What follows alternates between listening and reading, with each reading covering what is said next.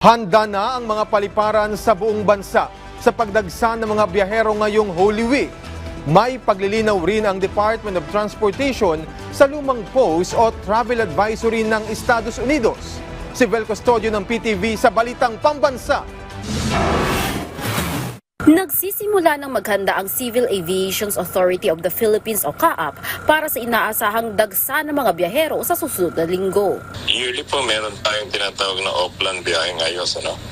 Semana Santa to. So 1 month na preparation ang ginagawa natin dito at lahat ng ating mga area center managers doon sa 44 airports are naka-in place lahat yung kanilang preparations doon sa mga 44 commercial airports. Ayon sa Manila International Airport Authority, maaaring madagdagan pa ng 10,000 to 15,000 ang bilang ng mga pasahero mula sa kasalukuyang 135,000 na daily average. Nakakalat na ang mga pulis sa paligid ng airport. Noong nakaraang taon, mahigit 1 milyon ang kabuuang naitalang pasahero noong Holy Week. Tuloy-tuloy naman ang pagsasaayos at expansion sa iba pang mga airport sa bansa, kabilang ang Siargao, Bacolod Silay International Airport, Tacloban at Zamboanga. Recently po, ito yung para sa convenience ng ating mga pasahero dyan sa Siargao Airport, pinaalis na po ng ating mahal na Kalim Beach Dizon yung VIP room para magbigay daan para doon sa extra space para sa mga pasaherong kailangan gumamit ng paliparan.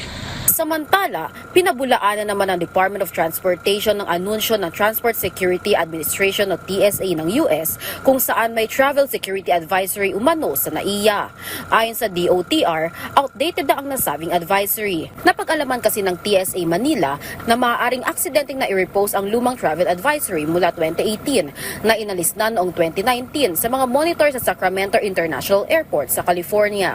Nilinaw ng DOTR at New NAIA Infrastructure Corporation o NNIC na walang bagong travel o security advisory na inalabas ang mga otoridad ng US para sa mga babiyahe patungong Ninoy Aquino International Airport at iba pang paliparan sa bansa. Agad na sumulat si DOTR Secretary Vince Dizon sa TSA ng Estados Unidos at hiniling na agad itong linawin at tanggalin ang lumang advisory na ipinost sa nasabing paliparan.